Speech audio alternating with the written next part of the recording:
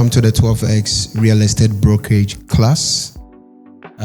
In this section today, we're going to consider key things that can give us an easy run through to becoming a broker. It is very important that whatever work you do, you still find a side hustle, which is very important. So in the next 20 minutes, I believe we are going to enjoy this master class and then get our hands on something and begin to have this thing make us some money.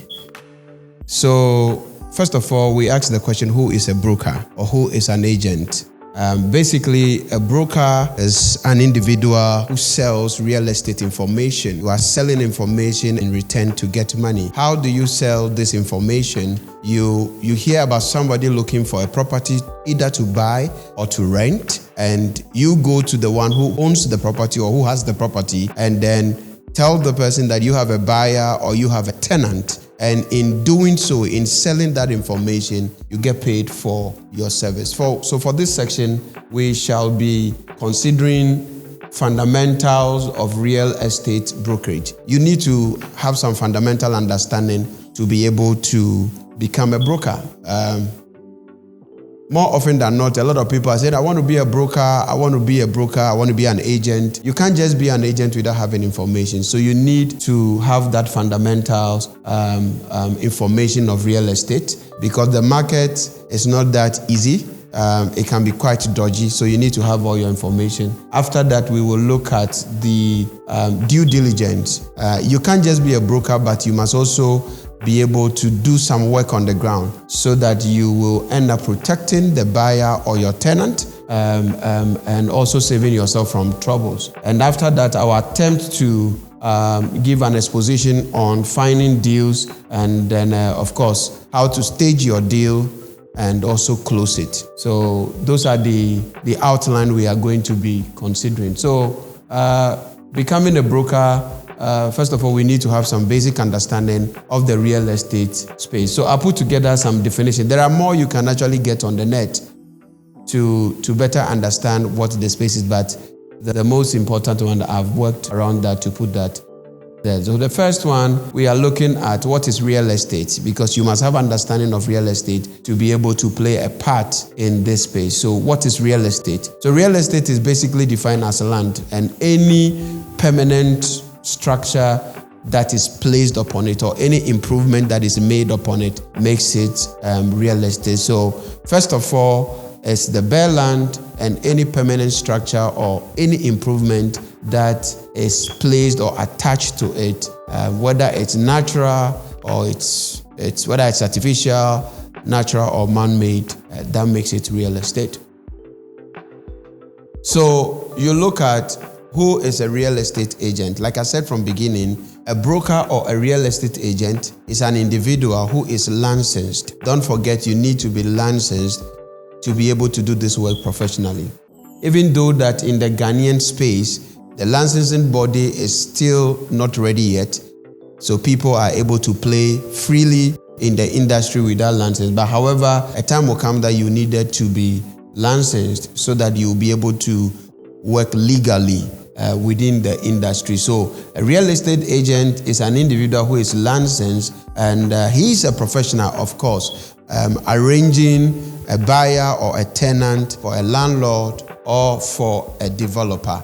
So that's the work of the real estate agent. You sell information and you make some money. And there are responsibilities that you carry as a real estate agent. You engage in negotiation for your buyer, you engage in a negotiation for your tenant, and you also do all the necessary technical works, which has to do with the due diligence. We'll get there pretty soon, and then I will give some, I will elaborate that in details.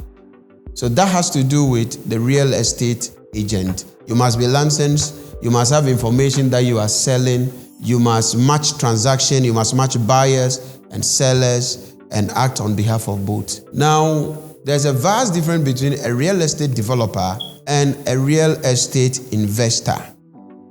Real estate developer is not a real estate investor. These are two different individuals. So if you look at the real estate developer, he is that guy who buys a land or buys an asset and makes an improvement on it or builds on it and sell. So that guy is a developer. He buys the land, he builds on it, and he sells. So that makes him a developer. So if you are intending to become a developer, then you must know the trajectory to take. That you need to buy a land, or you need to buy an asset, improve upon the asset, and then you sell. Whereas the real estate investor is that individual who buys a property and then he lets out the property for rental gain. So if you are a real estate investor, you are not into buying and selling, you are into buying and letting. And then you are aiming at two sources of income. You are first of all looking at earning that rental gain. And second of all, you are looking at value appreciation for your property. So this particular clarity is very important, just so that you know. So it's just by way of some of the terminology. We also do have some few definitions here. So these are things you can actually hunt for on the net. You need to understand what is alligator properties. Basically, it is a property that the expenses exceeds the income. That is more or less like a monkey business. You have a property that you are spending so much money on the property, and you are making very low income. So that's not a good business. And then we also have the flipping. If you are a flipper, usually the flippers, they don't start the building from scratch. They buy the properties at a certain age. It could even be an abandoned building. They buy it, they renovate the building, and then they sell. So those guys, we call them the flipper. So you can decide to become a flipper. It's one of the easy entry into real estate, because you don't need, you are running away from all the risks on the ground. You are not going to put yourself into major problems like a developer who goes in for a virgin land where there could be all manner of controversies. There could be all manner of litigation and all that. If you are a flipper, you go in for property that already has documentation, that already has been built, used, and you just renovate that and you sell. And in doing that, your margins are not that huge, but you are very far away from potential troubles. Now you have the cash cow properties. The cash cows, as the name goes, it means that property has the ability to earn you that income you are looking forward for. So the income exceeds the expenditure on that property. And then, of course, so basically those are some of the definitions that you should know, and look out for more. It's important that you get to understand all the terminologies within the space, and you also get to understand some of the keywords that we use in the industry as you build yourself as a broker. Now let's look at some types of real estate. So we basically have 4 types. I think of recent, some other people have been able to develop it up to 6 major types. But what we have to undertake for today's purpose is just 4 types. And basically, if you are into raw land, that is real estate as well.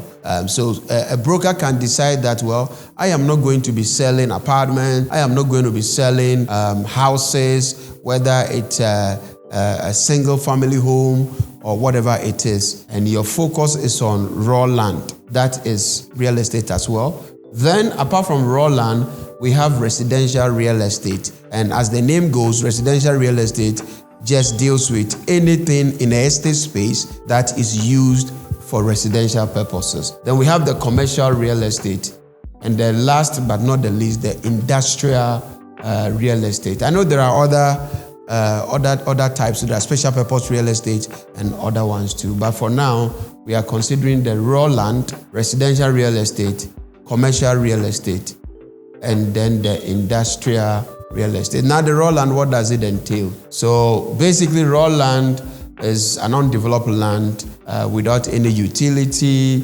It has no road, has nothing. This land is fallow. And usually you find these lands in the peri-urban areas. So you can actually deal in that as a broker by getting a buyer, and most definitely your target might be a developer, that you get a developer who walks in and then signs a deal on that raw land, and you get to make some commission. So raw land has a lot of potential. This land can be turned into parks, recreation center, sports facilities and farms, storages, and all that. So there is a set, or there's a key market for raw land, and it's very important. Now, residential real estate. You are talking about any property that is used strictly for residential purposes. And an example to that, we have the single family home, we have the condos, we have the duplexes, we have the townhouses and all that. So once the property built on it, it's for residential purpose, it means it's a residential real estate. So you can be a broker who decides that, well, I am not going to bother myself about anything in connection with land because of problems and litigations and so on and so forth. I just want to focus on residential and either be a seller of a property or a renter. Try to rent this property out to people. So that is also a field you can play in and master your craft within the space with minimal challenges and troubles. And then we have the commercial real estate.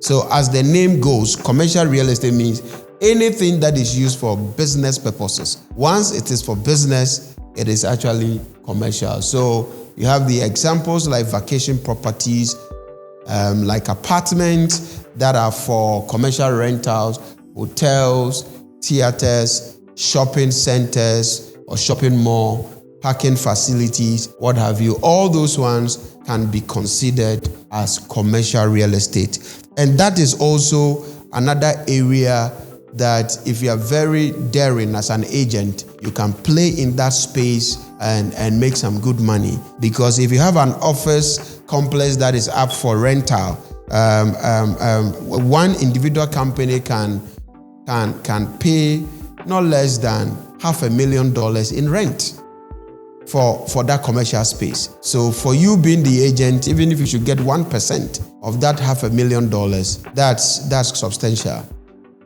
It's not bad cash at all. So that's also a space you can focus. Then the last but not the least, the industrial real estate. And for industrial real estate is any property that is used for manufacturing, for production, for distribution, for research, development, and so on. That particular asset is an industrial asset. So those of you who are familiar with the Spintex Road, most of the assets by that stretch is actually an industrial asset, where you have the Coca-Cola, the Casa Preco, the Johnson & Johnson, and so on and so forth. So those are, that's also another clever market that a lot of agents are not looking there because the business doesn't come very often. But trust me, it's a sweet spot on the market as well. Now let's come to the meat of the matter for today. So as a beginner and as a broker, you want to focus on a particular market that I call the entry market. Because for everything, you need to have an easy entry. Once there is no easy entry, it means that you really have to come prepared, either by having your own resources or having your own network or your team, and so on and so forth. So what is important is you have an entrance to a particular industry which has a low entry bar. So looking at rentals in the space of real estate is the low entry bar. That's why there are a lot of people who are brokers than developers. In Ghana, there are just few developers, but there are a lot of brokers. And majority of the brokers are working hard to become developers. But trust me, you can work as a broker and be as rich as a developer once you do your work professionally and then you keep pressing the right button. So now let's see why rental is a great start for a beginner. It is because, first of all, you don't need any capital injection. What you need to do is to seek for information from two ends. One end whereby you get information of a buyer or a potential tenant who is ready to look for a house to buy or a property to live in. So once you get that information, you'll be able to go in there. And for the rental space, you really don't need much experience. The reason why you don't need much experience is that the building is already there. Risk is minimal. You need to do some work though, but risk is minimal. And what is key is to introduce a potential tenant to a landlord. It's not a big deal. So this is something that everybody can do. So you don't need much of experience to do that. There are also more deals on the rental market than the sales market. If out of 10 people, if you have 8 people looking for properties to rent, if maybe 1 out of 10 probably will be the individual who will be looking for property to buy. So there are more tenants around. There's more business in that space than the selling market. So you want to play as a beginner in a space where there are a lot of clienteles that are at your disposal, so you can introduce them to these homeowners and be able to close some deals and eventually make some money. And there are few brokers on the market who are in the rental space. I'm talking about organized brokers. There are some brokers who are not organized. The unorganized brokers are the ones that take transportation fee and lorry fare and all those kind of things. Those guys are not brokers. They are hungry carpenters and masons who have information, and they will find a way to sell it by using unapproved method or unprofessional method of dealing in the industry. But you can actually stage yourself and be that reserved and that well-tasteful broker who will see to it that works are done and done professionally in the space. So there are just few people who are brokers in the market who are focusing on rent, and that's a very good space to make some good money. You don't need enough money to advertise. You can use the publicity strength that you already have.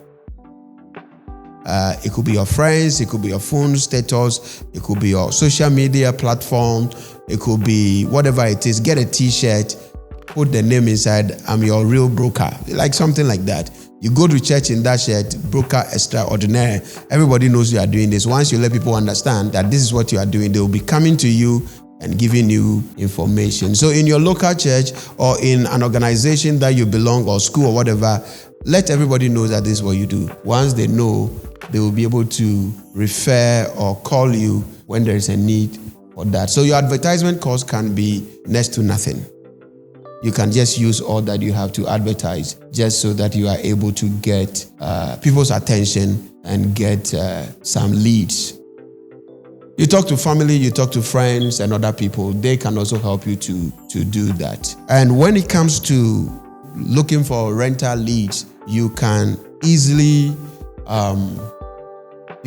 get these leads by just listing your properties online, put it on your Facebook, put it on your Instagram, put it on your status, like I've mentioned in the past, and just try to let that drive this particular information to you. This is key. I remember I put some few things on my status, and I was able to get somebody to come in and then make a purchase up to, well, I won't disclose the figure, but very substantial. So don't, despite the technology that you are using or whatever you have at your disposal, just use it, and you'll be able to create some value for yourself, even as you try to enter hard as a beginner. And also try to foster good friendship with other people who are agents around or who are brokers around. Have them as friends, share properties, share information. If you tend to if you get to know a landlord, you can introduce that landlord to other people. It doesn't mean that once you introduce the landlord to the person is taking your business. As a matter of fact, once you introduce the landlord, you become what we call the listing agent, because you have the landlord, you have his contact, you have that information. So you are the listing agent. Even if he should bring a tenant, at the end of the day, he is the selling agent. So you get to split the commission 50-50. So you get something rather than getting nothing. So it's important that you forge a very good network as you build your real estate entrance career. Yeah, so basically, those are the information that you need as a broker or as a beginner to jump on the market. We will be coming to a very important part of the market, which I need to enlighten you guys on. And I'm not going to cover up on anything. I will need to be very transparent to you guys on that. So you are very much aware of the risks that is also associated with the industry. But before we look at that, we want to see how this flip market works, because there are a lot of people who will want to quickly become a developer. But I intend to introduce this to you because, first of all, you need to get something you can enter softly. And after that, then you should be able to now start doing the hard bite. So it's important to do this. So like I've mentioned earlier before, the flipping market, it's a very fast moving market. It's a very fast moving market. So you have to be very speculative. You have to be very focused that if you want to flip anything, make sure there is a market for the thing, because for a flipping business, you really do not need 6 months, 8 months to be on the project. You can fix a project in 2 weeks and it is ready for a market. So how do you go about that? First of all, just don't jump into buying or getting people to help you buy any dilapidated property somewhere and say you are doing flipping. No. What you need to do is, first of all, get a buyer. Get a buyer, get a request. Get somebody probably who is looking for a 2-bed, a 3-bed, maybe around Dansuma, around Latibio Koshi, around Asokwa, or around some town, somewhere. Get that information and have a pre-sales agreement with the individual. Once you have that pre-sales agreement with the individual, you can now look for the product. So when you get the product, then of course, you can work on that product, finish it off, and then you just hand over.